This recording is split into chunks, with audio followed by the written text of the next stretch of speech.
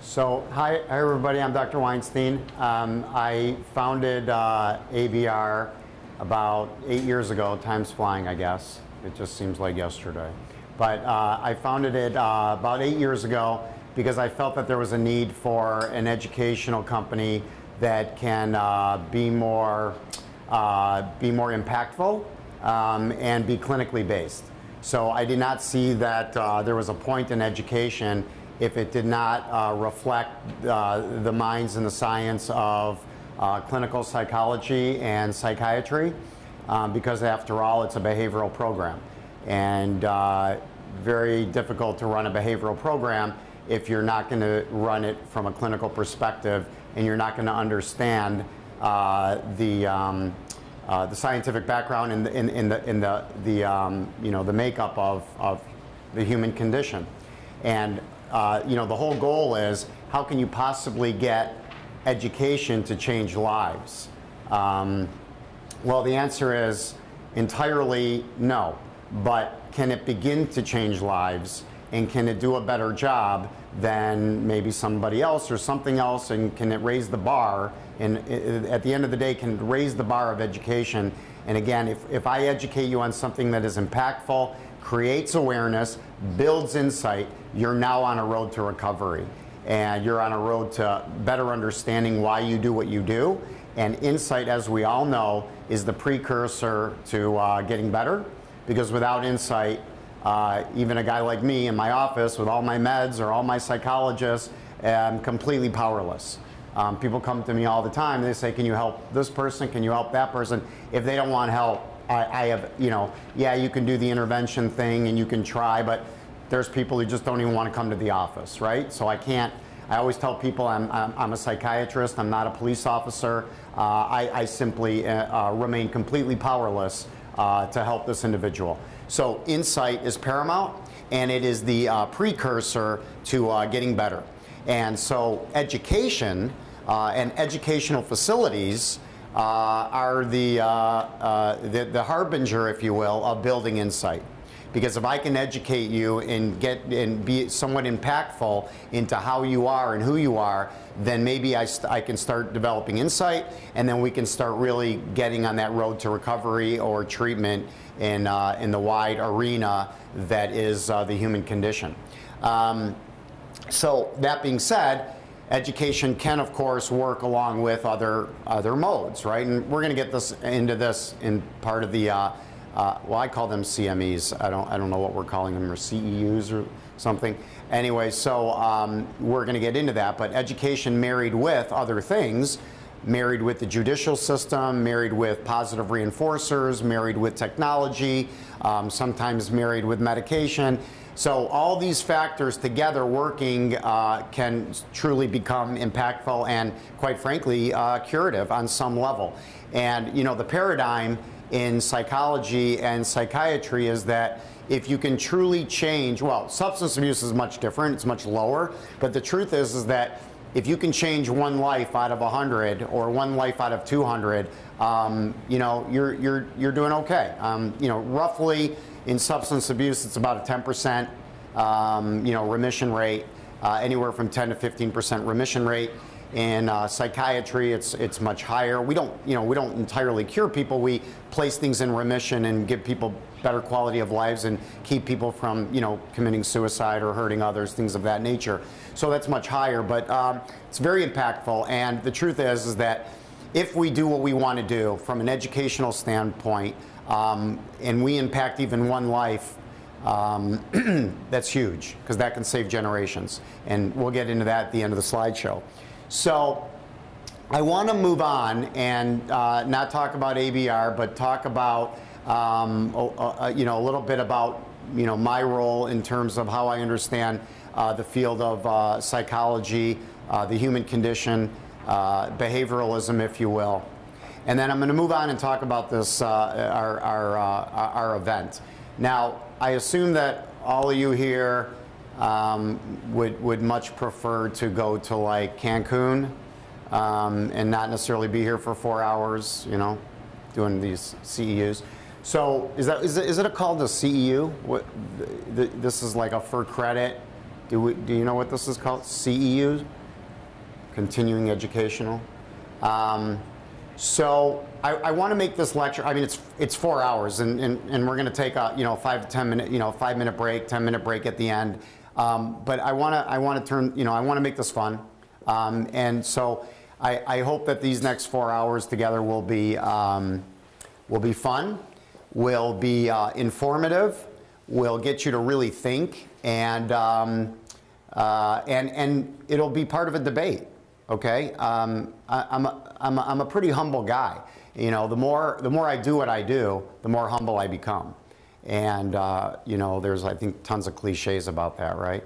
But anyways, so I'm pretty humble, and I respect the fact that many of you are in front of hundreds of people every day, and you see what's going on, and there's so much that I simply am unaware of to some degree.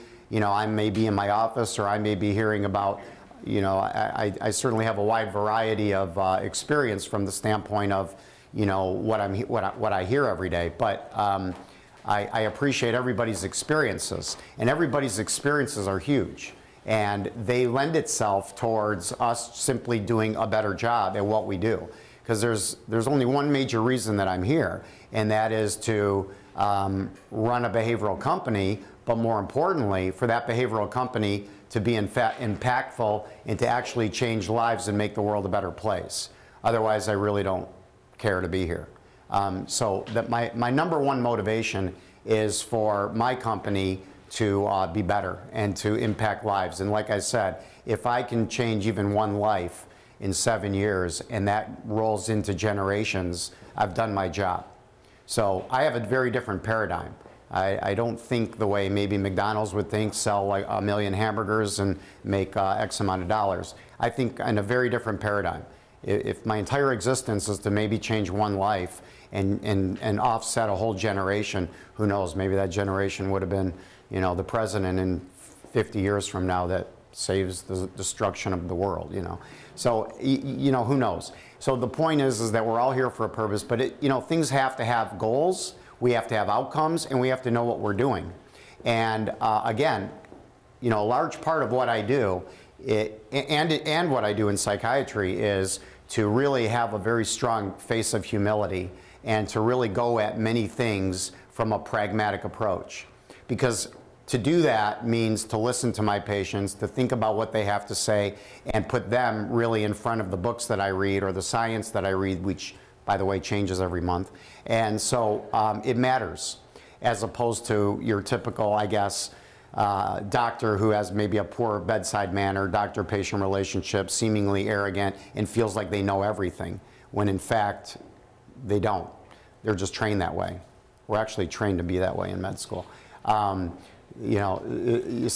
we're really here as a team, and I want this to be, I want you guys to interrupt me anytime you want with either a question or with a debate or with something that you feel can lend a hand at this lecture. Because the 4 hours will go faster, we're going to have a lot more fun, it'll be interactive, and most important, we're going to learn from each other. Because I don't know everything. I know very little, and I'm very humble to that. And then if we learn more, we can do more. And then I can get something out of you and go back to the drawing room with my company and say, let's add this, let's change this, let's do this, let's not do this. And I can be more impactful. And that's, quite frankly, my selfish role for being here. It's not really to give you guys CEU credits. So you're here for your purpose, I'm here for mine. I want to engage you, I want to impact you, I want you to think about our society, because you are at the helm of so much of what happens in this world from that controls life-changing events. So that's important. So that's what this lecture will be about. It'll be entertaining, it'll be fun, we will communicate together, we will interact together. So please feel free to interrupt me with questions or debates, and then we'll move on. So lastly, I was trained analytically, and I have a pretty good perspective of human behavior and the human condition. And then, of course, and then I do psychopharmacology, and then I run this behavioral company. So I want to talk about, I want to move on and talk about, now, many of you are probation officers. Is that correct? Raise your hand if you're probation officers. Everybody is any judges? I know you. You're a judge. Okay, great. So we have a great perspective. So the judicial system is incredibly important.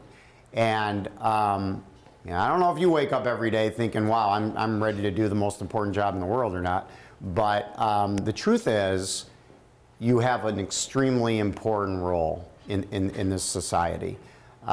Because at the end of the day, people do not wake up and say, I really need to talk to my neighborhood psychologist.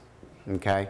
Nobody wakes up and does that. It's very kind of rare. Well, Woody Allen does. Well, Woody Allen needs to, for more reasons than that. But a lot of people, you know, some people do, and many people don't. The things that you and I take for granted don't even exist in a majority of the population, right down to the fact that you're even here, that you even showed up on time, that you were thoughtful to continue your CU credits, you know, right down to the most mundane and basic element of life. These things really cannot be taken for granted, because the minute we take that for granted and we start to personalize us and the way we live onto somebody else, we've lost a large part of the game. You can't do it. It's like personalizing. Are some of you parents here, by the way? Raise your hand if you're a parent. All right, we got a few parents here. So it's like personalizing a 5-year-old and saying, I can't believe you would do that, or I can't believe you lied, or what are you thinking? I'm like, well, they're not 30-year-olds trapped in a 5-year-old body. They're 5-year-olds with the developmental aspect of their lives and their brain, the organicity and the you know, child psychology, all of that. Hello. And they're 5-year-old kids. Okay, they're a different type of human being. They're a completely different organism. Like a 14-year-old girl, you know, not even of this world, right? So just different organisms, completely different. They see things differently. They split. They see things concretely. It's a complete. Every single child in every single age group is, you know, I mean, my 13-year-old boy needs to be reminded to brush his teeth still. I mean, he won't brush his teeth or shower for probably weeks. That's normal to him. That seems very, you know, I could take that for granted. Doesn't everybody brush their teeth and shower every day? I mean, isn't that? Well, apparently not. So we can't take even the most basic elements of life or lifestyle for granted and personalize that. Because the minute we do, the minute you're sitting there in a court system and you're talking to another individual and you're talking to them as almost as if you're talking to yourself, where they don't get it, or what's their problem, or this or that, or you leave your day very cynical, or you leave your day very angry, or you leave your day defeated, or you leave your day helpless. You're leaving your day with all those feelings only because of one thing. You've what's called projected. You've projected your being, who you are onto that person. That's why you're frustrated. If you were talking to a wall, you wouldn't be frustrated because it's just a wall. If you were talking to a rabbit, you wouldn't be that frustrated. It's just a rabbit. But you're talking to another human being, and you expect that human being to be just like you. And that's the only reason every day, once in a while, you leave your office saying, this job is really burning me out. I'm just feeling defeated, cynical, helpless. And that's the only reason. It's the only reason. And you know, I was engaged once in a really, really amazing debate with this this guy who heads this kind of mindful spiritual thing in Australia, and we went on to this debate. It was one of the longest. It was like a 5-hour debate, and my wife was upset because she left like 3 hours earlier from this lecture. But anyways, and we talked about anger and how can we really understand anger. And it was really amazing because after 5 hours we realized that anger truly is an incredibly selfish event. Because anger is an internalized event. It's about, what did you do to me? That's truly all that anger really is. And if you ever want to like get rid of anger, by the way, all you have to do is think about the other person 1,000 times more than you think about yourself, and chances are 80% of your anger will go away. So imagine you're driving on the road and some jerk cuts you off, really to the point where could have even given you, given you an accident. You're going to be angry, right? But if you knew that person was rushing home because his wife was ready to deliver a baby, or somebody was breaking into the house and he was freaking out, and you knew that person, and what if you knew that person was your cousin? I mean, whatever. I could change the objective scenario and get rid of your anger in milliseconds, can't I? You're no longer angry. So it's fascinating, isn't it? So anger is a selfish event. It's a narcissistic event. It's an internalized event. So that's kind of fascinating. And the point is that when we're in the judicial system and we're talking to people, it's a fascinating thing. We just got to really step back and say, these individuals, this isn't me. I'm potentially talking to somebody that I cannot take for granted that they're thinking the way I'm thinking. So I'm going to move on and talk about dangerous driving, okay? I'm fascinated by dangerous driving, okay? Because dangerous driving, to me, there's a lot of behavior behind it. Many of it's researched, many of it's scientific based, and some of it I suppose is theoretical, and some of it, in my opinion, I'm very passionate about. Because I think that this is the pink elephant in the living room. Okay? We talk a lot about drunk driving, right? It's a big thing, and it's for the last 20 years. We got mad, and we've made incredible inroads, and it's been wonderful, and we've saved countless of lives. But are we missing things still? Are we still missing things? Well, I think we are. So let me first talk about a few things. And then lastly, in terms of the judicial system, like I said, this is you guys are just in such a powerful position because you're really in the position to make a difference. Because that person that wakes up every day and says, I really, and they're not willing to see their local psychiatrist and psychologist. I want to finish that. I was telling somebody else that my middle name is Tangent, so you'll have to excuse that. But I was saying that, they end up, for the first time, well, maybe for the 20th time, but they end up in your court system. They don't go to their local psychiatrist, and they don't go to their local psychologist, and they're not reading the self-help books, and they're not saying, I wonder if I have narcissistic traits. They would just prefer to alienate their wife and their children and be a jerk and drink and who knows what they're going to do and act out. And those are all symptoms. And then they end up in your court system, and you are the first person to decide what you're going to do with this person. Are you going to simply, I'm sure there's another big, huge debate about the judicial system. How effective is it?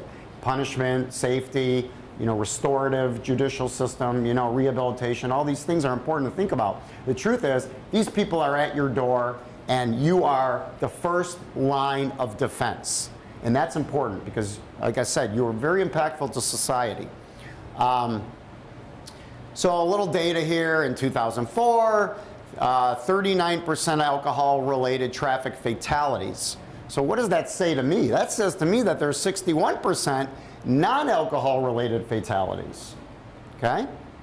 21% of children I gotta stay on time, don't I? Okay. So 21% of children age 14 or younger were killed in an MVA from alcohol related crashes. What does that tell me?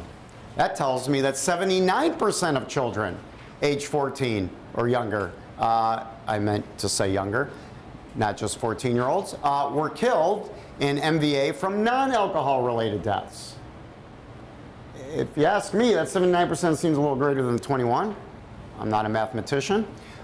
In 2010, let's look at some other stats. This is all from National Highway Traffic and Safety. In 2010, we've got 5,419 vehicle crashes. We have 1,542,000 injuries. Alcohol-related fatalities are 10,000. Speed-related fatalities are 10,000. But the real impactful thing for me is the amount of crashes and the amount of injuries. And I have a slide, I think, close to the end, which hopefully I won't spend more than a couple hours on. But I could. All right, so 2011, some other stats. We have 32,367 fatal vehicle crashes. We have alcohol-related fatalities, and that's 9,000. That means that non-alcohol-related crashes are 22,000. 2,217,000 people were injured in motor vehicle crashes. These are just a bunch of stats that I pulled up. Total fatalities in Michigan, 980, alcohol-related 284, speeding-related 232, motorcycle 128. What's up with the other 336? I really didn't have the time to get into it and find that, but it's out there. People died. I don't know why or I don't know how. There's probably pedestrian, maybe that got mixed in with MVA. But the point is that we're not just dying from alcohol. So that's the critical point. I mean, we're on this big, obviously not disregarding alcohol, am I, by far. But I don't want to, I caution everybody, I guess, we're on this big bandwagon about alcohol, and for 20 years we've really changed the culture, and it couldn't be greater. It couldn't be it's one of the best things we've ever done as a society. But our work is not finished. So by being on this bandwagon and making this so important, are we potentially becoming more myopic? Are we potentially losing sight of maybe all the other things, right? So I mean, it reminds me of I guess many examples. I really want to come up with some really interesting psychological games with you. But do you ever take those, like my kid has this app. It's called the Idiot Test or something, and it asks you these questions, and then you answer, but you miss the obvious. There's some really interesting kind of. So sometimes we miss the obvious. I mean, really.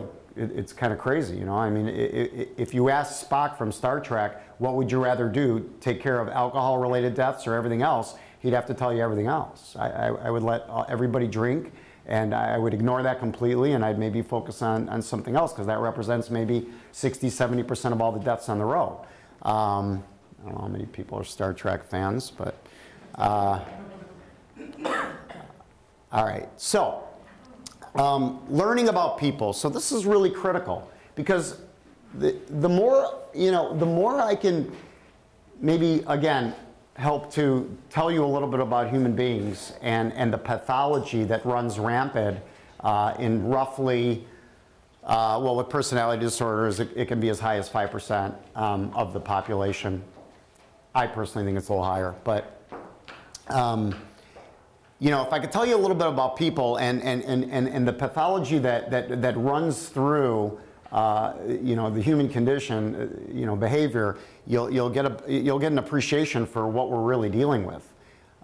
So let's talk about personality disorders first, okay?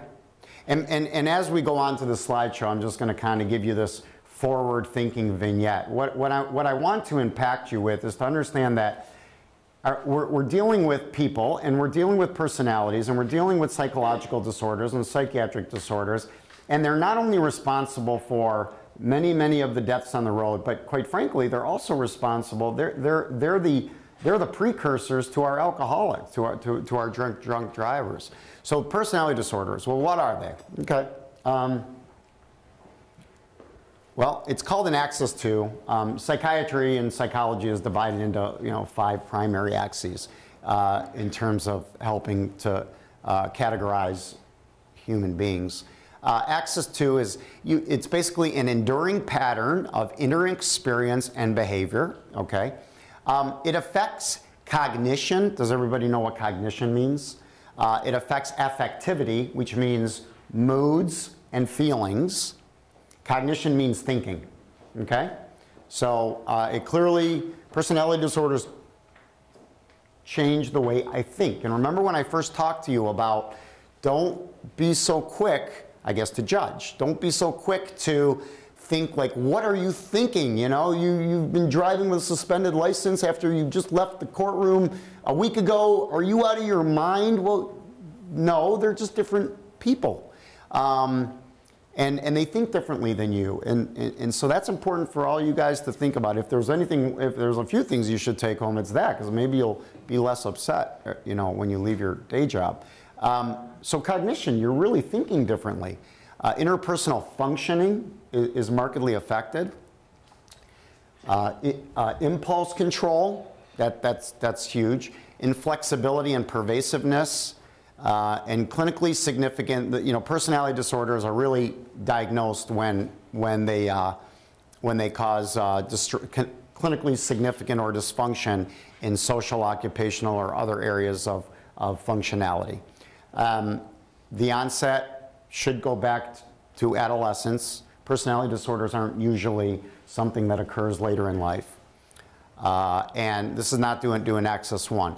Axis 1 disorders are like the primary psychiatric events, like primary anxiety disorders, major depressive disorders. These are really, quite frankly, neurotransmitter aberrations and events in the brain. So just like if you develop some kind of organ disease, it's a significant brain disease, and we look at that as an Axis 1 disorder. It can be due to medical conditions, substance abuse conditions, and clearly a genetic predisposition and exacerbation of an organic event in the brain that changes neurotransmitters and causes a true psychiatric event. Those are called Axis 1s. But personality disorders are much more pervasive on a lot of levels, and they're profound. And the really hard part is pills don't really treat them. They don't cure them. They don't. I can treat the most severe psychiatric conditions. Somebody who genuinely wants to die, you know, the next day, and you know, maybe if I can just keep them safe in 2 weeks, they're much better. And I can do these things with pills, and I can treat, you know, a slew of symptomatology with medications. It's really quite fascinating, impactful, rewarding. It's wonderful. Personality disorders are like, you know, it's tough. It's really, really hard work. It's not, but just because something's hard, and just because you know, this is my other critique with doctors. Doctors love to get people better. And the minute a doctor can't get you better, or you have, you know, a side effect with the last 5 pills they tried you on, you'll notice their doctor-patient relationship starts going downhill, and their bedside manner starts going down there. All of a sudden, they're not so nice. They love to have a cause and effect. Doctors are, I guess, at the heart of it, are scientists, and we love cause and effect. We love to know that if we're doing something to you, we're going to get an outcome, okay? And we actually want a good outcome. So we get really, really frustrated when we actually can't get you better. It makes doctors really upset. It makes everybody upset. And so when you talk about something like personality disorders, it may be a journey. It may be a journey. And we're talking about something that, again, we're changing our paradigm of thought. So if I can get somebody with a severe personality disorder to be 10% better, that 10% could be huge. It could be huge, okay? It could be huge. It could be the difference between, you know, I don't think I'll drink tonight, or, you know, I think that maybe I'll call a buddy, and, you know, I mean, it just can be huge. So disorders are different than traits. If you were to go through what's called the DSM-5 and look through all the personality disorders, you would say, oh, I have that, oh, I have that, oh, I have that, yeah, I got that. Yeah, you might have some traits, okay, but you may not have a disorder.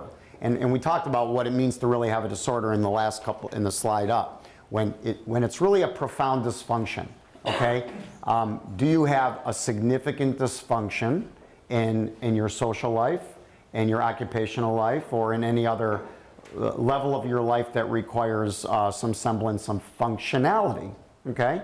You know, my wife right now is receiving texts from this friend of ours who's going through a hard time with her husband, and you know, she's trying to help her. My wife's a clinical psychologist, and you know, and she's trying to help her, and we know these are our friends, so they're going through a hard time, and I know the husband, and I can understand why they're going through a hard time, because he's a narcissistic surgeon, you know, and just his behavior is just, it's pathological. I mean, he's got probably a narcissistic personality disorder, and it can act in different ways. I mean, you know, you can, by the way, you can have a personality disorder and it can be dysfunctional, but on some level it can also be very functional.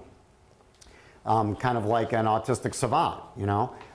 Personality disorder sometimes can lend itself to a very myopic level of existence that is profound and amazing, and yet, you know, we've all seen these people who fall from grace. They're like, oh my God, he was this, you know, I don't know, he was this, that, and the other. He was amazing. He did all these things, and all of a sudden, you know, this comes out where, you know, whatever, he's, you know, courting and having sex with baby elephants or something. So, you know, I mean, really weird things are, you know, like, oh my God, you know, how's this possible? He fell from grace. You know, well, probably had a personality disorder. But he was bright enough, or she was bright enough to function, but there was still one element of their life that was dysfunctional. So dysfunction is key. Dysfunction is key. Okay. These are some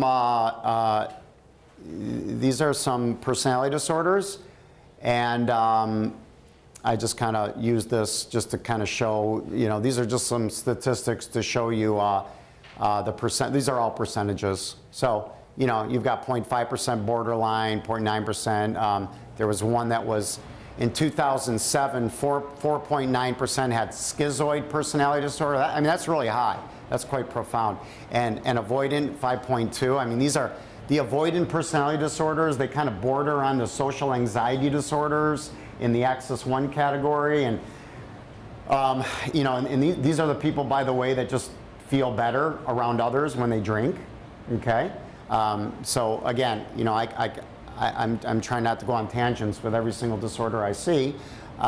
18 years of psychiatry can get you a little weird, so you'll have to bear with me.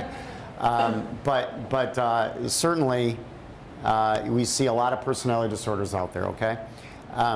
So between 0.1 and 5% of the population, medications do not treat but may alleviate some symptoms, and psychotherapy, psychological processes are critical. I would have changed psychotherapy to include a slew of other things. Well, actually, that's part of the last hour, and we'll talk about that.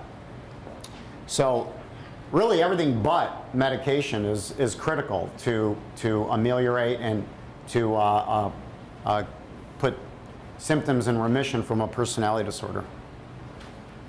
So I want to talk about, and then, you know, like I said, I'm going to give you guys about 5 minutes for questions, so that, you know, I'm sure at this point in our lives with our jobs and everything we do, we have our own form of short-term memory loss. So again, if you have a question at this moment in time, you probably may not remember it an hour from now.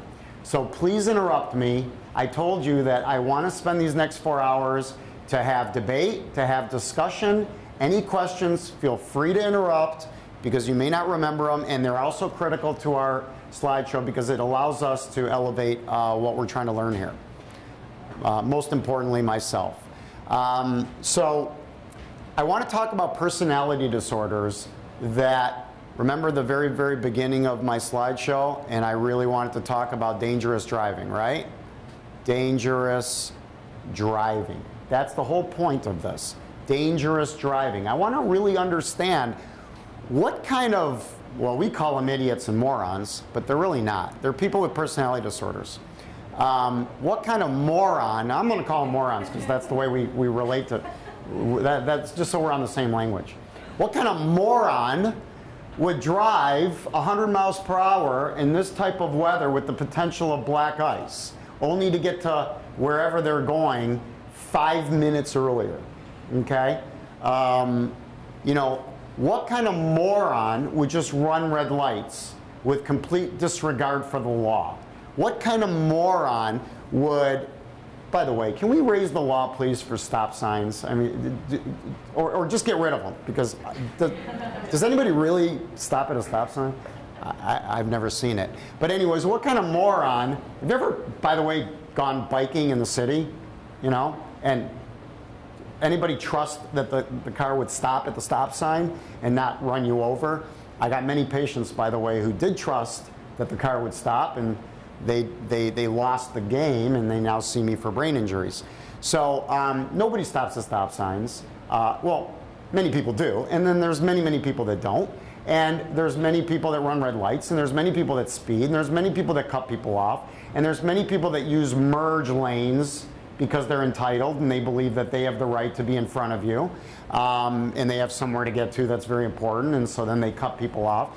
And I mean, I can go on and on. I don't work in the judicial system. I just hear about it, and I'm sure there's at least another 20 other offenses that are just like, what are you thinking, right? What are you possibly thinking? Taillights, pedestrians, forget about driving. What about the pedestrian that is that wears all black and walks on the street? I mean, that's incredible to me. So what are they thinking? Why are they doing that? Would any of you do that? Would any of you do these kind of behaviors? Well, maybe none of you, although I haven't really met all you guys, unless, you know, but you know, I'm sure there's some deep, dark secrets. But you know, if you had an antisocial personality disorder, a true disorder, remember we talked about dysfunction. So you are the person that will have disregard for and violation of the rights of others occurring since the age of 15. You are the person that would fail to conform to social norms or lawful behavior. You are deceitful. You are highly impulsive. You are irritable and aggressive. You are reckless. You have a complete disregard for safety, for yourself or others. You are consistently irresponsible for work or finances. You have a lack of remorse. To me, that's the big. That's the big one. I added these two. And you're less sensitive to punishment, and you have a person-to-person insensitivity. Okay, so maybe one day DSM-5 will call me and we can add those. But I think they're important. So that you have an antisocial personality disorder. Now I guarantee, you know, I talked about a certain percentage of the population, but the percentage of the population that come to your desk, I think, are a little higher, right? Maybe like 30%. So it's a little skewed. Your world is a little more skewed than the world. These people have a problem. They have, you taught me how to use this. Was it the middle one? Maybe this. I'm not going to touch it. They have a disorder. They have a disorder. Okay? I mean, do we put people in jail because they have diabetes? Do we put people in jail because they have hypertension or hypercholesterolemia or they had a heart attack? No. But we put people in jail because they have antisocial personality disorder? Of course we do. Because at the end of the day, we have to protect society. So I get that. All right? I get that.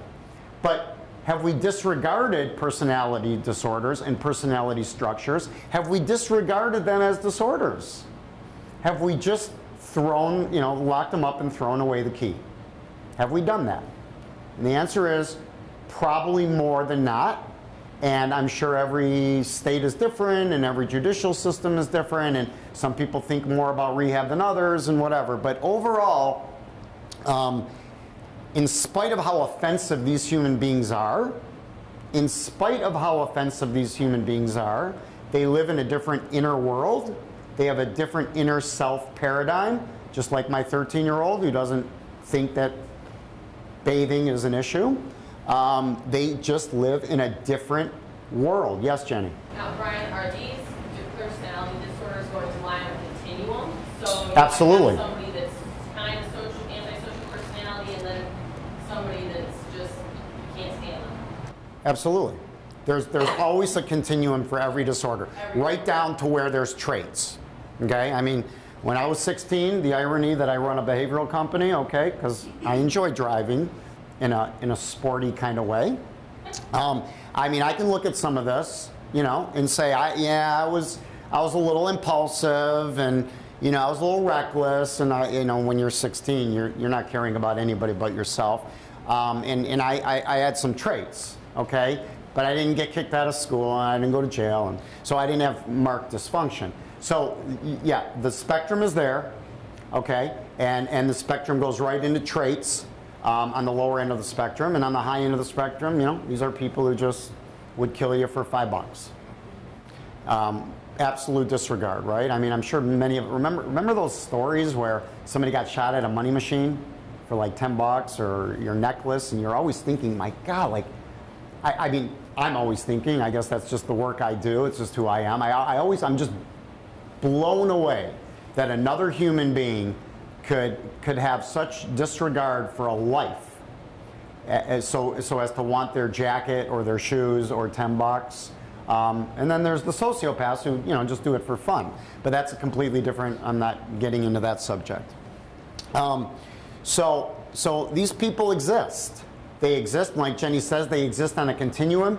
And since it's a disorder, do they deserve to get help? Does our society deserve to help them, to truly protect? Because we can't lock away people forever, and we all know that the jails are overcrowded, and we know that, in fact, going to jail makes you worse when you come out. You now have a record. You can't get a job. You have no choice but to be a criminal. It's really a vicious circle, and you are a criminal. You have an antisocial personality disorder. How can, as a society, we begin to put the same emphasis that we are with drunk driving? How can we, as a society, begin to place the emphasis on other things that are maybe 30%, 40%, 50% more important? When you talk about, I think I know what you're referring to, when you say less sensitivity to punishment, you mean they don't care about the punishment? It doesn't change their behavior? Okay. Right. I mean, who's got, thank God I don't, but who's got the kid that, you punish them in the room for 5 and they're like, give me more. That didn't affect me. Or I've already gone to prison for drunk driving and I'm doing it again. Right. I don't care. And I'm sure there's, well, now you're getting into culture, certain various cultures, whether it's gangs or whatever, it's almost like sources of pride, send me to prison so I can be elevated in my gang. I'm coming out there. I mean, but really, what are they looking for? A sense of importance. They're feeding something else, right? That's important. If you can identify that, that's where the treatment is.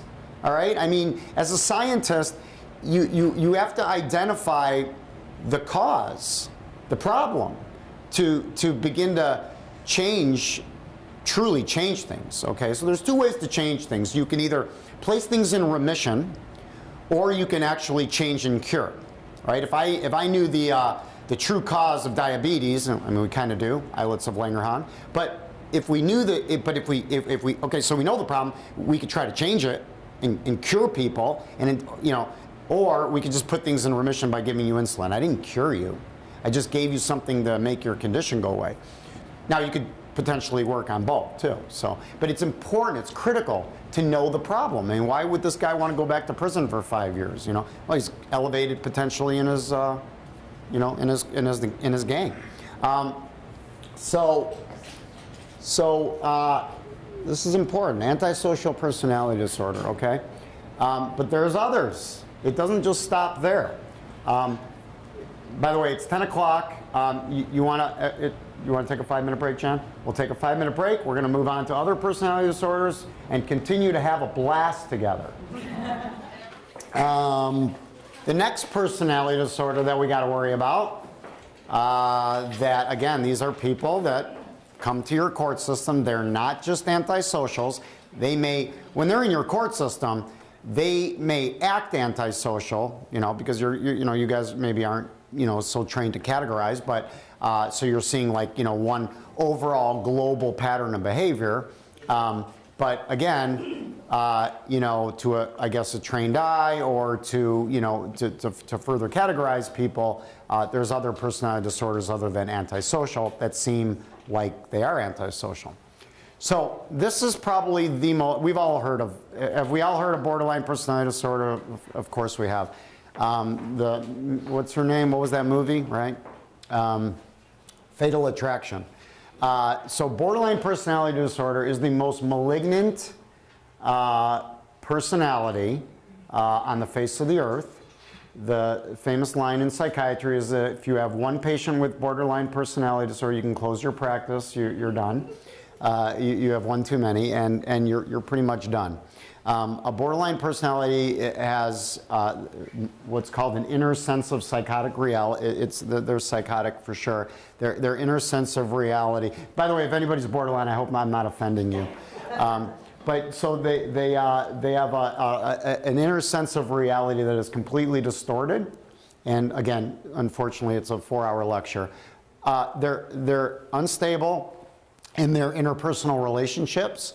They're the people who, when you talk to them, they've gone through, 5, boyfriends or girlfriends, and they constantly burn out relationships. They have marked impulsivity, and they have other patterns of avoidance, imagined abandonment.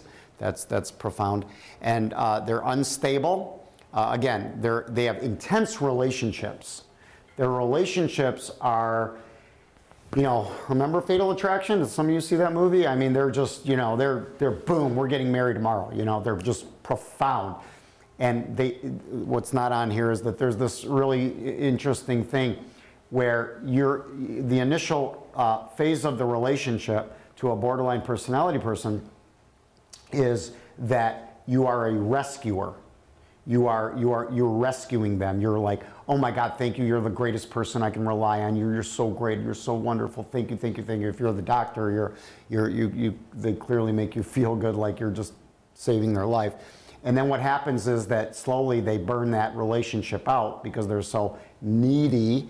That's an understatement. And then you become a victimizer. Then you become the aggressor.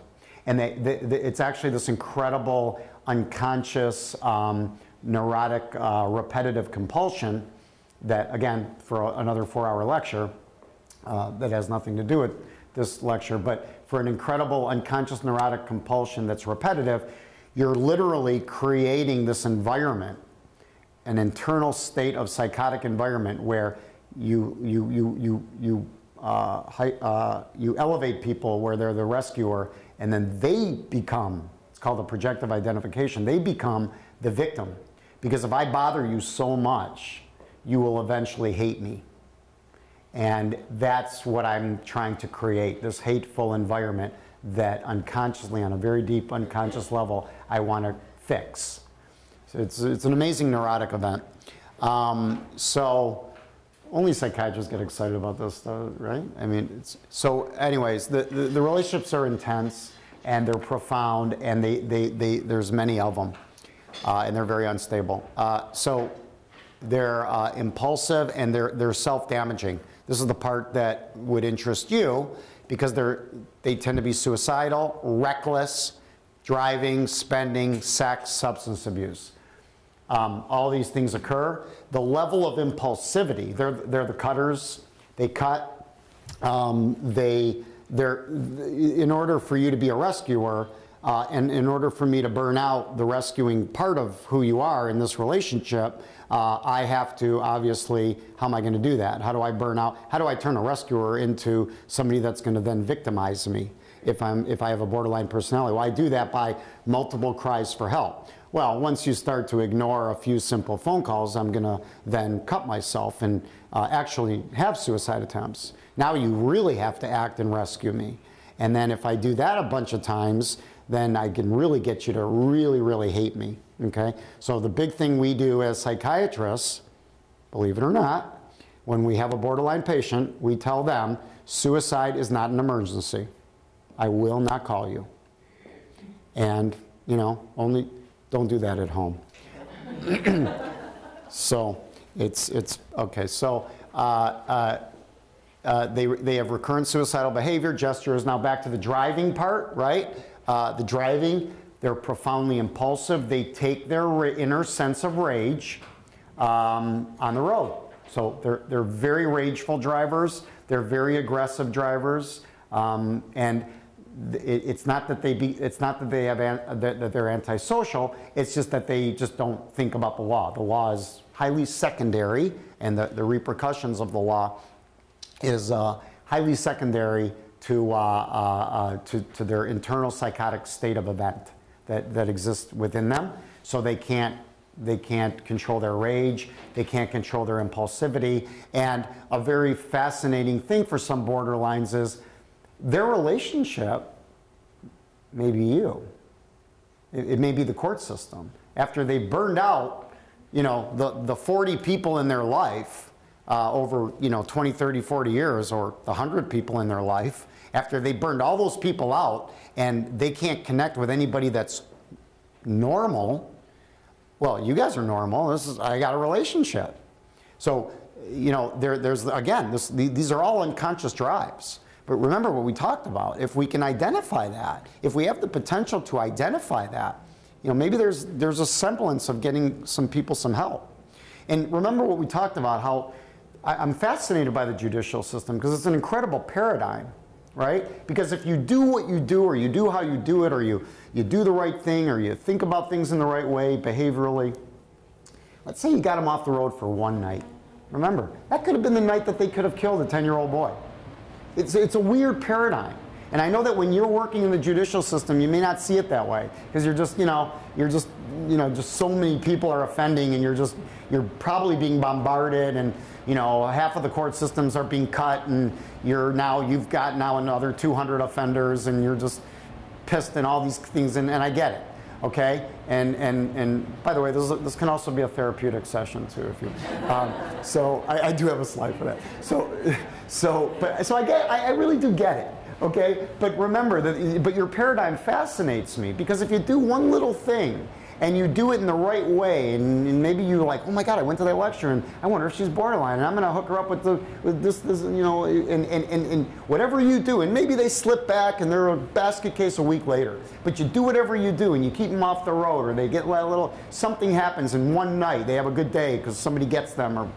You know, and again, that night they could have killed that 10-year-old boy. And that's your paradigm. That's the paradigm you live in. So, avoidance, here, let me go. Okay, affective instability. Their moods change remarkably. They look bipolar. They look bipolar.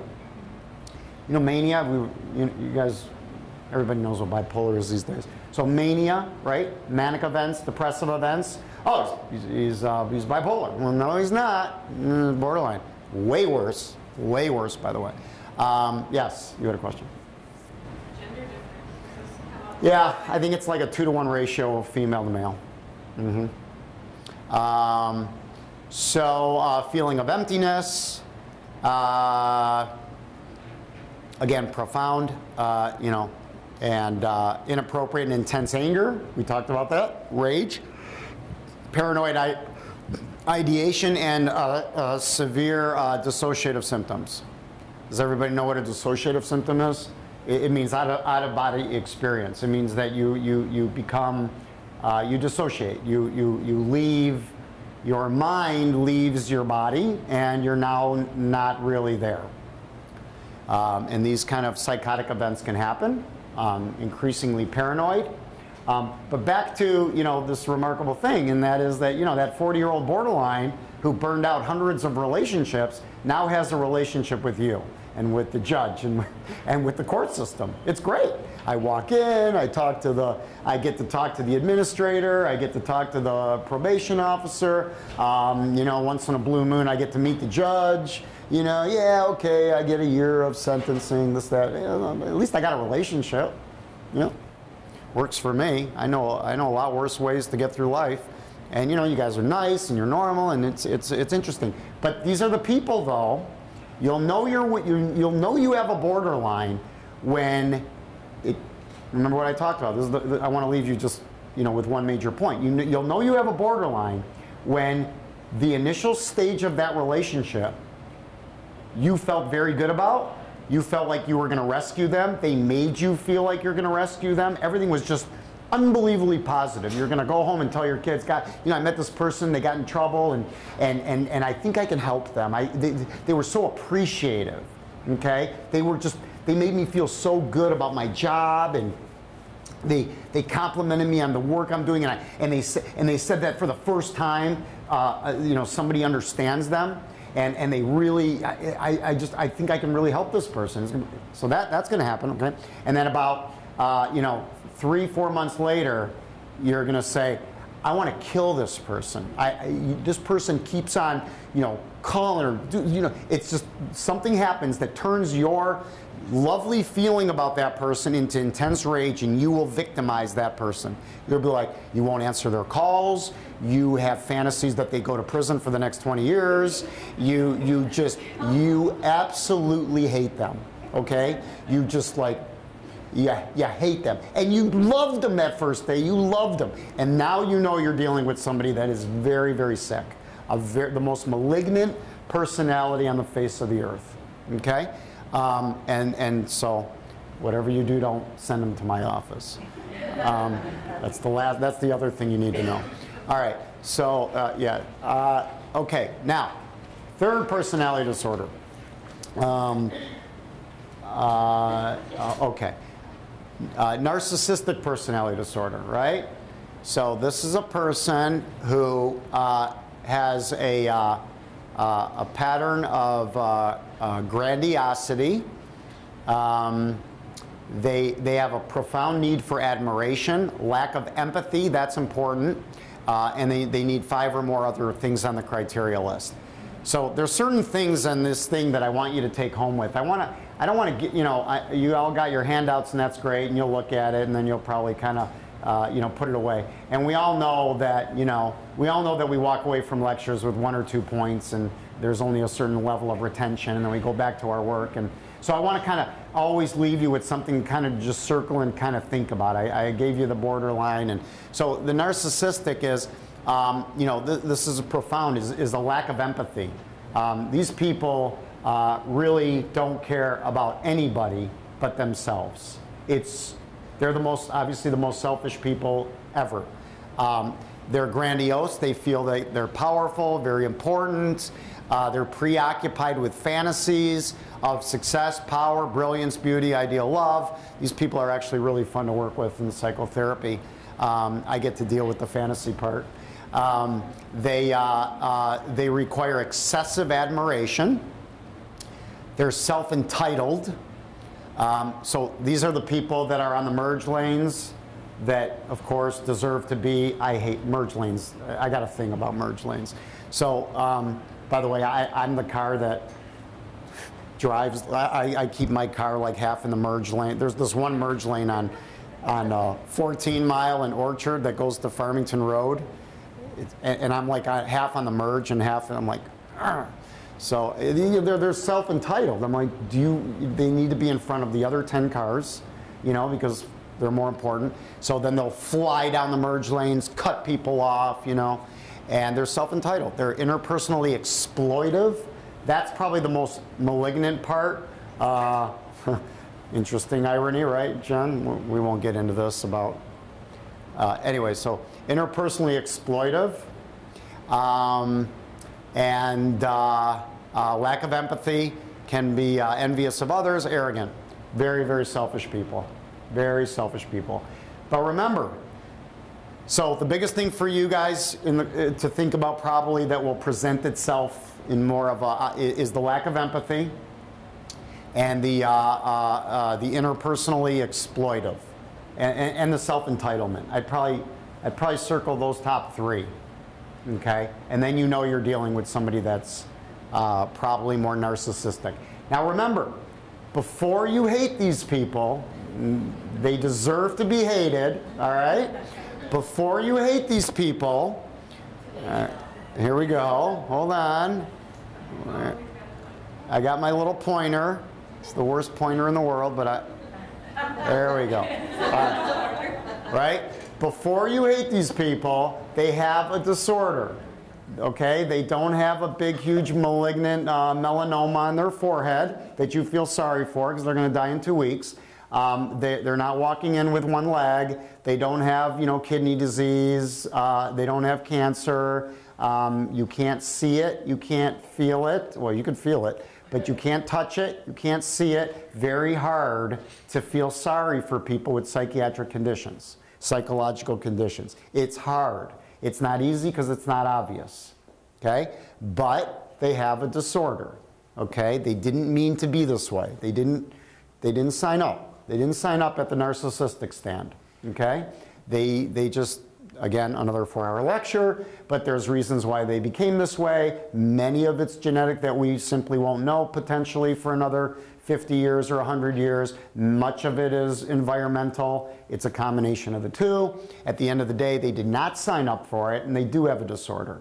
And if you can look at it that way, then maybe there's a chance, again, understanding the judicial paradigm, that maybe there's a chance that they get a little help, that they get into forums and they get coddled and understood. And understanding leads to education, leads to insight, leads to awareness, leads to potential change. Even 10% change can cause generations of lives that can be saved. Okay? Okay. All right. So those were the primary disorders, personality disorders that are going to come to your so those are the top. I think I really talked about 3, right? I talked about antisocial, borderline, and narcissistic. So those are the top 3 disorders that really you just kind of need to concern yourself with. Okay. And that's good, because I could have talked about another 15. That'd be a real problem. So then there's axis 1 disorders, and I'm going to talk about axis 1. The good thing about axis 1, it is amenable to meds. These are people with relatively normal personality structures that have an axis 1 disorder. So on some level, it's bad, of course. On another level, it's not as bad, because these are at least people that, I mean, psychotherapy is important for personality disorder patients, but you're dealing with an entire structure and with axis 1 disorders, these are people with like a normal personality, if you will, who are dealing with an organic state of being. And so then they can utilize education, therapy, all these things in a very productive manner, and they can really do pretty good. There's a lot of, it's less guarded, and there's more hope for people actually with axis 1 disorders, both psychologically, for psychotherapy and meds. So it's better that way. So remember, I'm talking about disorders, axis 1 and axis 2. I'm talking about psychiatric and psychological disorders as it pertains, I'm not going to go all the way up, as it pertains to dangerous driving. We haven't even gotten into drunk driving yet. Okay, I haven't touched on that yet. I'm hoping to get that. That'll be 3rd hour, and then 4th hour we'll talk a little bit about treatment and hopefully have some conversation. This is dangerous driving.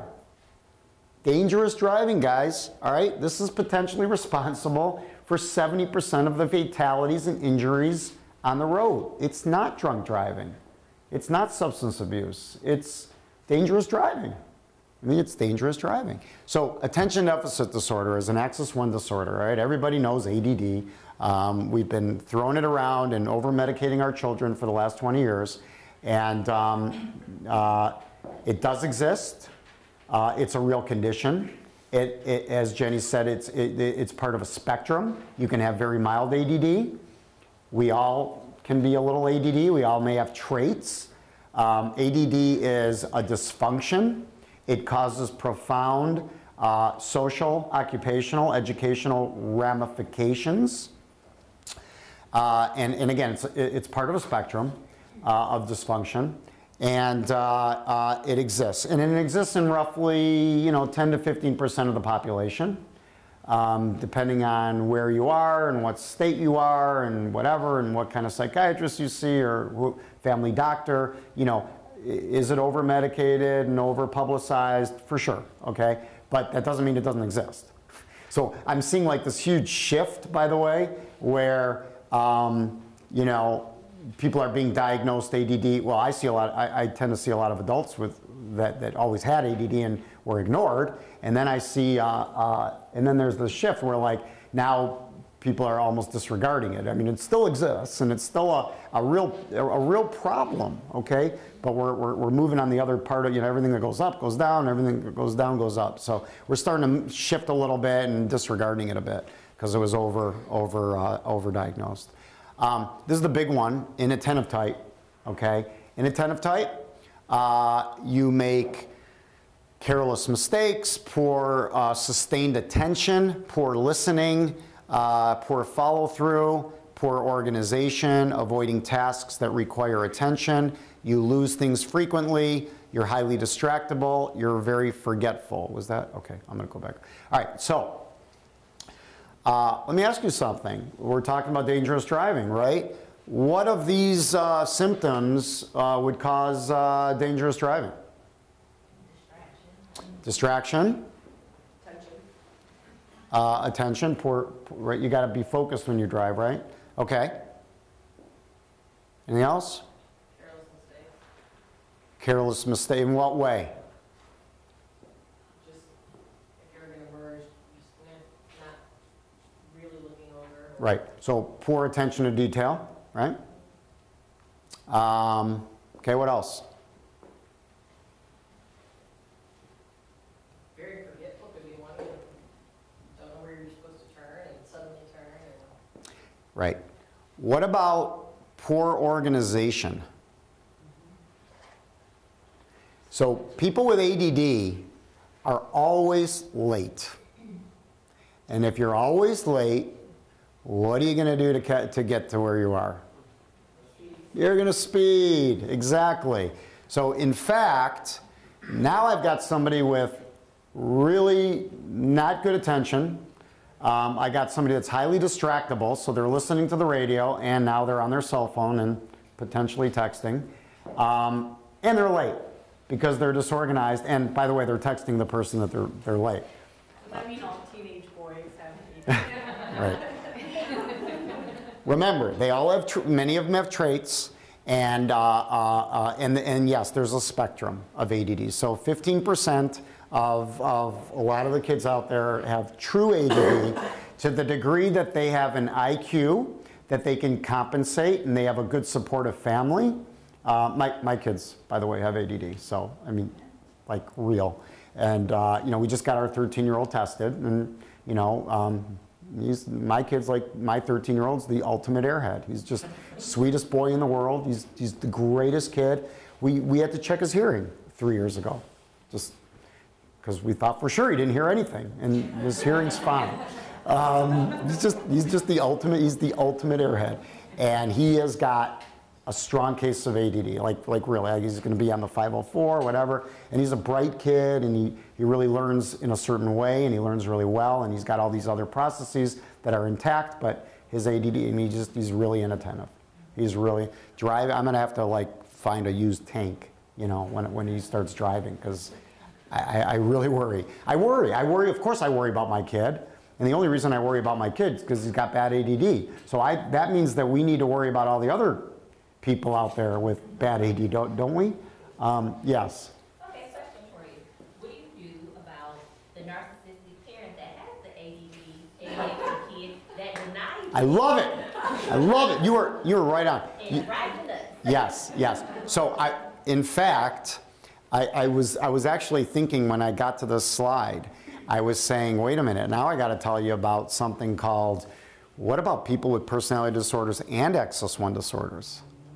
Okay, now to just completely complicate the picture, you've got a borderline that's ADD, or you've got a borderline that's actually bipolar, or you've got an antisocial that's ADD. I mean, you can layer all this stuff. Okay? You can layer them. And was this the first Axis 1 disorder? Yeah. You know, you can have, and you can have two Axis 1 disorders and one personality disorder. You can have more than one Axis 1 disorder and one personality disorder. It's kind of like a game, you know. Who's the sickest person? Invent that. Really cool game. You get to choose two Axis 1 disorders and one personality disorder, and see who can get the worst person. But so you know, absolutely, you can layer this stuff. And now you've got some real malignancy going on, okay? And these are people driving on the road. They're driving on the road. It's amazing as a society, really as a global society, how we view vehicles, right? How we view cars. I mean, I'm very skewed, and I'm sure you are too, because we see a completely different population. I mean, probably 70% of my practice is, is brain injury. I treat a lot of brain injury and chronic pain. And so I see just, of course, my whole day is full of just disasters. It's just disasters.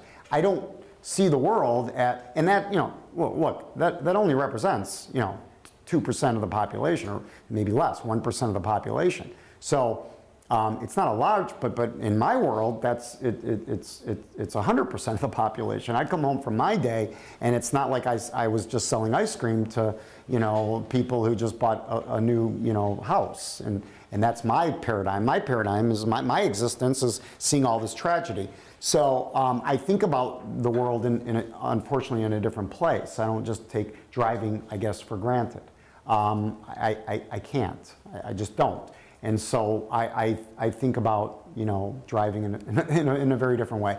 To me, it's a very dangerous activity, and it's not an activity that cool. I get a license, I get a car, I buy cool cars, I have fun. I mean, I did, by the way, when I was 16, of course. Now after 18 years of doing what I do, I just don't. I see it as an incredibly dangerous thing that. If you're lucky, you die, and if you're unlucky, you get a brain injury. So, it's just a very, very incredible activity. And so the bottom line is that all these people are out there driving, and they're causing, what was the first stat? 2 million accidents and injuries. That's 2 million people. And what are some of the more profound stats that we see? Like one person dies every 5 minutes. I mean, by the time I'm done with this lecture, right? I mean, 20 people will have died or something. I mean, it's just amazing. That's 20 people. That's 5 children, 5 mothers, 5 fathers, maybe a few lawyers would, just joking, joking. So anyways, it's really, really amazing, right? It's quite profound. I'm a big, I'm a big snow skier and rock climber and ice climber, and I used to do all these really, really crazy things, right? But it was always, safe, and I was always, and my wife would be, of course she'd be nervous. This was, I gave up a lot of stuff. I still do a lot of stuff, but I gave up a lot of stuff once we had kids. But, the stuff that I used to do was really pretty treacherous. Not overly risky, actually, relatively safe. But again, seemingly treacherous, I should say. And my wife would always be very terrified. And I would always tell her, I'm like, honey, the most dangerous thing that I do is get in a car. I'm driving I'm in a metal car, driving 70 miles per hour, taking it for granted, really not treating, well, I kind of do, but, really not treating it like and by the way, when you're on a 1-lane road, I'm this far away from another idiot coming this way in another big metal car doing 80 miles per hour. There's no, when I ice climb, okay, I've got a rope, all right? Even if the ice fractures and I fall 20, 30 feet, there's rope and there's harness, there's redundancy systems. Well, ice is a different issue, but in rock climbing, I mean, you're not going to get hurt. I ski, whatever, I fall, I mean, I don't have an 80 mile per hour, 3,000 pound vehicle slamming into me there's no redundancy system. I'm sorry, we got a seatbelt. That's great. So, there's no, that's the scariest thing that I do every day. I tell my wife all the time, I'm like, before you ever get afraid of what I do for a hobby, think about what we do every single day. It's profound. And then you got all these people with all these disorders representing up to 15% of the population. And then when you add the personality disorders and layer that, it could be as high as 20% of the population are on the road, and you are the first line of defense. I bet you never thought about how important your job was until today. But you are the first line of defense. Because remember, they didn't get up and say, you know what, I'm a selfish son of a bitch. I'm a narcissistic personality that doesn't care about anybody and has no remorse and has no empathy and it's all about me. God, man, I better call my local psychologist. That's not happening, right? They're ending up in front of you and you better identify it if you want to even save one life and affect generations. So that's ADD for you. And because ADD has been ADD for 20 years and it's been overdiagnosed, we look at ADD and we don't make a big deal of it.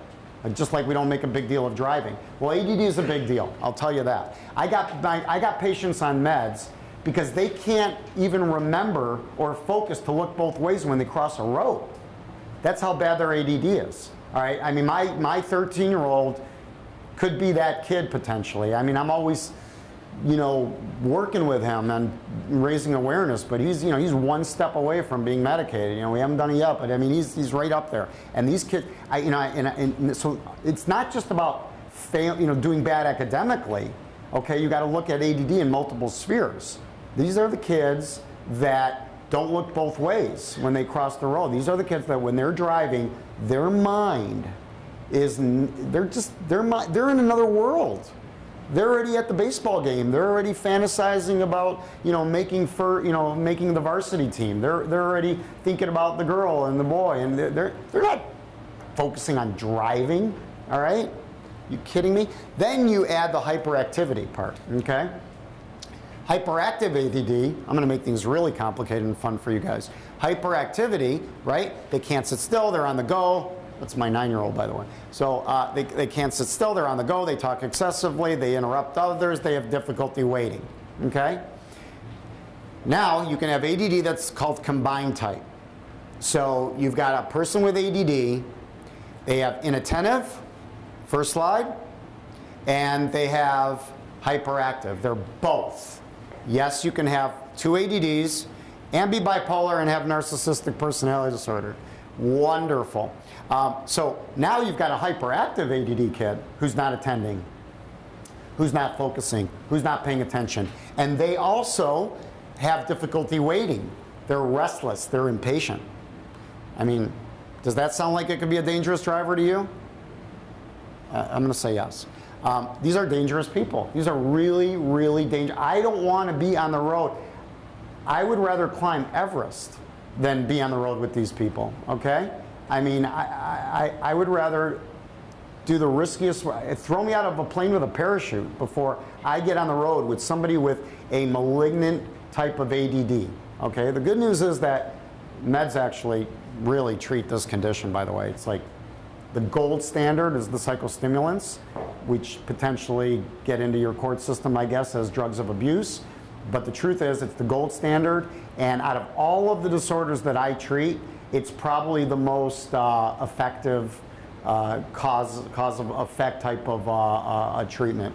You put these kids on psychostimulants, the ones that society kind of are starting to kind of shoo away because we've overdiagnosed, and they're like, oh my God, he's on Adderall.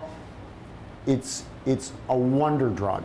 I'll give that to somebody before I give them broccoli. It's the greatest drug since sliced bread. It will save lives, huge lives. It will change lives. I got 40-year-old, 50-year-old people who are profoundly ADD, and they get into substance abuse. ADD has a huge, it's a huge precursor to substance abuse, and they could never raise to the level that they were capable of. And I put them on meds for the first time, and I said, you're going to have 2 experiences when I do this. You're going to be happy and really, really angry and sad at the same time. At the same time. I'm like, what? I'm like, trust me, I'll talk to you in 2 weeks. They come back and they're like, I was thrilled that you changed my life, and I'm really pissed off that no one did this for the last 30 years. So I told you.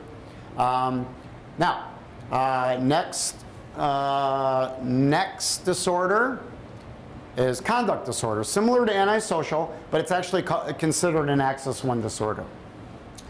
You know, these are your real virulent criminals. Remember, they probably do have antisocial personality disorder, but this is so virulent that it's considered an Axis 1 disorder. So, you know, the basic rights and social norms are violated. You need 3 out of the 15 symptoms in the last 12 months, and at least 1 in the last 6 months. These are people who bully, threaten, intimidate. They initiate physical fights. They use a weapon. They're physically cruel to people, physically cruel to animals, stealing. I mean, you know, stealing while controlling a victim. So, you know, these are your felonies, and you know, these are people who, you know, really do belong in jail. And you know, again, good or not good, they unfortunately are people with a disorder. Okay, they have a disorder, and you know, it's hard to look at this person and say, you know, I want to help you, but the truth is that everybody deserves help, and we're not going to save the world, and we're not going to save every single person, but we can save a lot of people when we start to look at this from a clinical model and from a behavioral and psychological perspective. So these again are people that when they're on the road and they're driving, they use a car as a weapon. They use a car as a weapon. And they enjoy, what do they enjoy? Oh, perfect. What do they enjoy with a car? They intimidate. They intimidate, they threaten, and they bully. Those are the people that they ride right behind you if you're going like the speed limit. If you're going the speed limit and you're in the left lane, they're not the people that just kindly go around you and give you a little mean look, okay? They're the people that are riding right on your tail, and they would just as soon literally hit you or hope that you turn, you know, they would love it if you got into a major accident and they can go right past you and watch you crash and burn, okay? They will intimidate, they will bully, they will use the car as a weapon. It is a weapon to them. They're in that car, and these are the people you're dealing with. Hey, Brian. Yeah. I think sociopath, I think what you're describing here, is that what we commonly call this? Yep. Mm-hmm. Yep. Now, sociopathic. Yeah, I mean it's right in there. So sociopathy is also sociopathy is kind of like a mixture of antisocial, narcissistic, and conduct disorder. Okay, is conduct disorder treatable with, like you said, ADD is treatable? ADD is totally treatable. Conduct disorder is, you know, potentially treatable. I mean, it's one of those things. Remember that if you treat 1 out of 100, or you know, 10%, it seems like that number 10% to 20% on the you know is really the number. It's the number, and so yeah, if you can get criminals to rehabilitate, and if you can get into the underlying facets of their personality and really understand them as to why they do what they do, and confront them with that, and educate them, and understand that they got a disorder, then there's a chance. There's a chance, as opposed to just punching, throwing away the key, putting them in jail, and really labeling. You know, Charles Manson had that famous line, "I am what you made me." Okay, so when we put criminals, it's kind of a weird thing. When we put criminals in prison, we're calling them criminals. If we didn't put them in prison, or they never got caught, they wouldn't necessarily be a criminal. They deserve to be in prison, and they deserve to be called criminals. But again, if we were in a parallel universe, and we maybe had a completely different judicial system, and who knows what we did, but you know, you can make this argument. When you put a person in a prison, in fact, I just heard it on NPR about the youth offenders, you know, the minute you start engaging in the prison system, you are now creating a self-identification. I'm obviously a criminal. So you're actually making it worse on some level. So the bottom line is, there's no easy answers to any of this. We have to start as a society not to ignore the pink elephant in the room. We have to start as a society not to just punish, but we have to start as a society to understand and to hope that we can change things even a little bit, even a little bit. One person changes generations. Okay. So yeah, sociopathy. So like a sociopath is somebody, you know, like Kwame, you know, like a sociopath is somebody who feels like they're above the law, they will never get caught. And then there's other pathological states, you know, people who truly enjoy murdering and killing and asphyxiating, and you know, it's a whole different thing. Sociopathy is another really psychotic, neurotic kind of diagnosis. So more conduct disorder, more symptoms: fire setting with intention of causing damage, destruction of property, broken broken into buildings, often lies to obtain goods or favors, or stolen items with or without controlling a victim, stays out at night despite parental prohibitions, run away from home, truancy. So these are just your basic criminal. At the end of the day, it's called a conduct disorder. Another disorder, another psychiatric axis 1 disorder, intermittent explosive disorder. I'll finish this hour on this, I think, because then we're moving into, let me see something. Okay. Yeah, so let me do a few more slides and we'll finish this hour. Okay. So, well, yes. Those are your arsonists?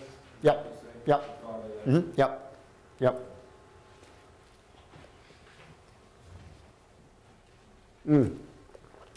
But you call them arsonists, and they are, and I call them people, and I'd rather call them people that like to set fire. Okay, so like my kids love camping because they just love to like play with the fire for 5 hours. Ask any boy. Okay, ask any boy what's the best part of camping. I guarantee you the top 3 is making a fire. So there's some incredible underlying desire, motivation, enjoyment about a fire. I mean, I love fires. I got a natural fireplace. There's nothing cooler than throwing logs and looking at different, making a fire. Right now, I really don't like setting fire to buildings, but I do like fires. Okay, I do like fires. Now, the fire starter. Yeah, the firebugs, the fire maniacs. They like fires. But the whole point is that, remember, if we can shift and try to understand them and get to some part of them to allow them to understand that they got a problem, then maybe they won't set fires anymore. Or maybe we can displace that, and get them into something else, like breathing fires for carnivals or something, But maybe we can just get, instead of just labeling you're an arsonist, go to jail, I'll see you in 5 years, and now you're a criminal. I mean, that's great. We've protected society, and they're going to get out, and, potentially they're going to just do it again, because no one's really gone to the root of their neurosis. It's a neurosis. It's a motivational thing that we all enjoy gone wild. Neurosis gone wild. That's not nearly going to be as successful as Girls Gone Wild, is it? Forget about that idea. Just scratch it. All right, so conduct disorder, okay? Intermittent explosive disorder. This is a disorder, okay? Recurrent behavioral outbursts, inability to control aggressive impulses, verbal aggression, physical aggression, damage to objects or people, out of proportion to provocation. All right, so what are we thinking of? Road rage. There you go. Road rage. Road rage. That's road rage. This is road rage. This is road rage. Non-premeditated impairment in social and occupational functioning, must be at least 6 years or older. These are people with anger problems and road rage, and they have a disorder. They have a disorder. And has anyone really, how many people have ever heard of intermittent explosive disorder? Not too many. You've all heard of ADD, okay? But you've never heard of this. They call it bipolar disorder. Right, right. They call it bipolar, and so, it's a disorder. I'm sorry, I do not know the percent of the population. I'll probably guess somewhere around maybe 2%. Nah, around 2%, maybe. Why is the diagnosis for the child so young, at 6 years old? Must be at least 6 years or older. Because if you're younger, remember I told you what a 5-year-old thinks developmentally? If you're younger, you can act that way. You can have verbal outbursts and have a hard time controlling your aggression. You're just a 5-year-old. So by 6, they have the ability to control it? I mean, that's what they say. I mean, they had to throw that number out there. It came probably from something. Remember, DSM-5 used to be a DSM-4, which used to be DSM-3, which used to be DSM-2. So in a year from now, that could be 7. Who knows? I mean, they had to probably choose something, and the great minds of psychiatry decided it was 6. But between you and me, yeah, I mean, I'd probably give a few more years of passing here, But But, you know, so the most important thing is that there's significant impairment. These are human beings that cannot control themselves.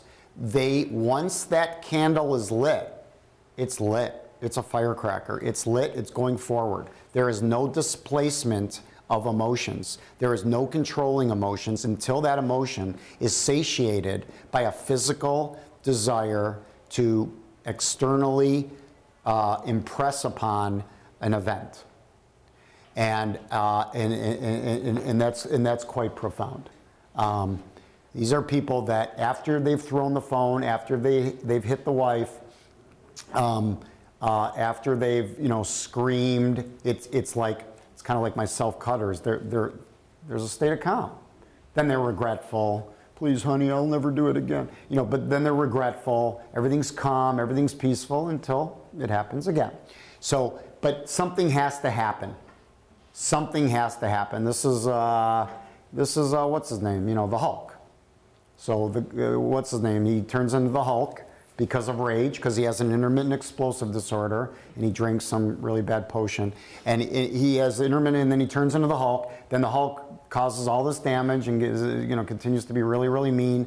Then all of a sudden he settles down in the woods, calms down, takes deep breaths, and becomes the scientist again, mild-mannered. Or Dr. Jekyll and Mr. Hyde, same kind of thing. This is Dr. Jekyll and Mr. Hyde. These are people that flip, you know, they just flip on a dime. The most important part of this is, this is the most important part of this. Out of proportion, okay? Out of proportion. That's what makes this really more diagnosable. You know, we all can get angry, okay? I mean, somebody breaks into my house, I hope I have this, okay? So I can defend my family, I guess. You know, I hope I have some wits too, but I certainly, if I'm alone or I'm cornered or, you know, I'm going to get mugged or, you know, whatever, at some point, you know, genetically we are programmed to, you know, run from the saber-toothed tiger or defend ourselves. So we have this within us, just like the fire setter. We all have this enjoyment of fire. So it's you know, so we have this, but it's when it's going wild. It's a certain area in the brain, and it's out of proportion. It's out of proportion to the provocation. It just gets set off, and nothing really calms it down. So this would be a really, really dangerous person on the road, wouldn't it? I mean, this is road rage. This is road rage. This is the guy. Wasn't there just recently? I think he was a doctor. He had a gun, and I think he shot somebody for, like, they didn't move. I mean, it was just like it was like a week ago. I read this out of proportion event where this. There was two ex-Marines, actually, one in his 70s and one earlier in a movie theater. One was the younger one was texting. That was the one I read about. Yeah. And the older man shot him. Yeah, for texting, right. That guy's got an issue. During the previews? Man, that'll get you to stop texting. So, you know, that guy's got an issue. So that's road rage and intermittent explosive disorder. Again, these are ticking time bombs or sleeper cells, if you will. If we can get these people help, anger management is great. Engaged in online forums. The more you make somebody aware that they have a condition, the better chance you have of them, just if that's all you did, the better chance you have of them just really just being better. Just being better. Why is AA so successful, by the way? You've got, you know, I mean, it's really not a clinical program. It's just, it's the most successful treatment for substance abuse. So you got the brightest minds in psychiatry and psychology and the Betty Fords and all this stuff and brilliant minds, team treatment meetings and blah, blah, blah, and, you know, and AA is the most successful, okay? It's because all these people do is they know to do one thing. I gotta show up. I gotta show up, and I gotta admit that I'm powerless, and I gotta admit that I have a problem, and I've got other people that were in the same doghouse as me, helping me and supervising me with absolutely no clinical experience, and that's all I gotta do. That's all I gotta do. And if I can do that, I can potentially remain sober for the next 30 years. And that's all I got to do. So what do? They're just aware.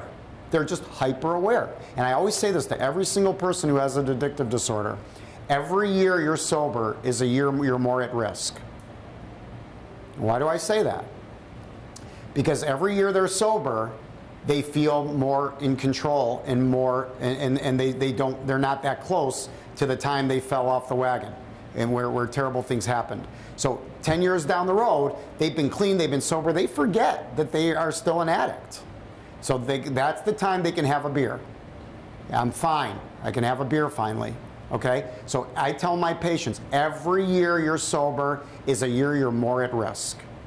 That's when you should ramp up your AA. I mean, every year should be like, stay longer, go to an extra AA. Really, really. I mean, it's counterintuitive, but it makes perfect sense, doesn't it? So, so it's profound. It's just profound. And the more people are aware that they have a problem, the better they can get, and the more we can truly affect change in generations. Okay, let's take a break, and we'll leave you with that.